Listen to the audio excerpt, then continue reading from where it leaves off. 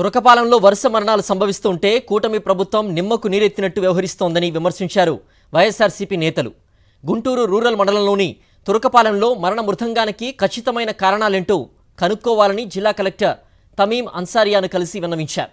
తురకపాలెంలో ఇప్పటివరకు 45 మంది తీవ్ర అనారోగ్యాలకు గురై చనిపోయారని, 5 నెలలుగా మరణాలు కొనసాగుతున్నా వాటికి కారణాలేంటి అనేది ఇప్పటివరకు కూటమి ప్రభుత్వం తేల్చలేకపోవడం దారుణమని మండిపడ్డారు వైఎస్ఆర్సీపీ నేతలు.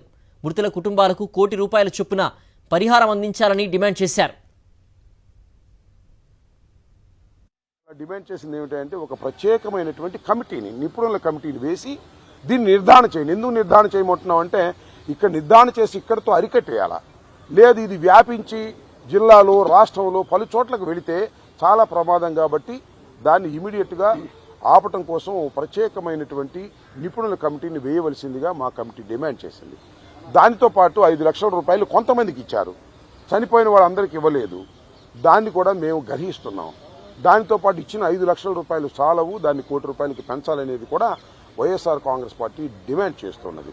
మాకున్న సమాచారం కూడా ఈ మెరినాయిడోసిస్ అనేటువంటి వ్యాధికి 2-3 గుర్తించాయి కాబట్టి చనిపోయినవి కూడా దానివల్లే జరిగాయనేటువంటి ఒక అభిప్రాయానికి రావడం జరుగుతుంది. కాబట్టి ప్రభుత్వం తక్షణమే దీని మీద యాక్షన్ తీసుకోవాలని, తీసుకోకపోతే మాత్రం మేము చూస్తూ ఊరుకోమని, ఈ మరణాలను అరికట్టవలసినటువంటి బాధ్యత ప్రభుత్వం మీద ఉన్నదని హెచ్చరించడానికి, చెప్పడానికి మాకున్నటువంటి అన్ని డిమాండ్స్ని కూడా కలెక్టర్ గారికి అందించడం జరిగింది.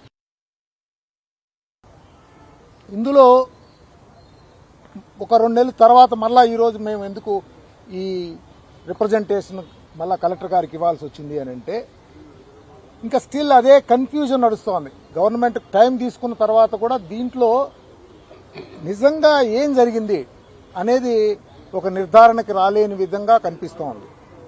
సో అది ఫస్ట్ మీరు దాని మీద ఫోకస్ చేయండి అని చెప్పి తెలియజేయటం.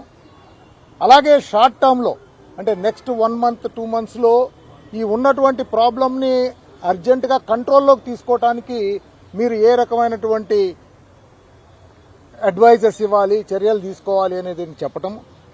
తర్వాత మీడియం టర్మ్గా దీన్ని ఏ విధంగా ఈ ప్రాబ్లంని తప్పనిసరిగా అర్జెంట్ బేసిస్ మీద క్లీనింగ్ చేసుకుంటూ రాష్ట్రం మొత్తంగాను అలాగే మన జిల్లా మొత్తంగా కూడాను వాటర్ సప్లై మీద, శానిటేషన్ మీద హైయెస్ట్ ఫోకస్ తీసుకురావాలని మా పార్టీ తరఫున డిమాండ్ చేస్తాం.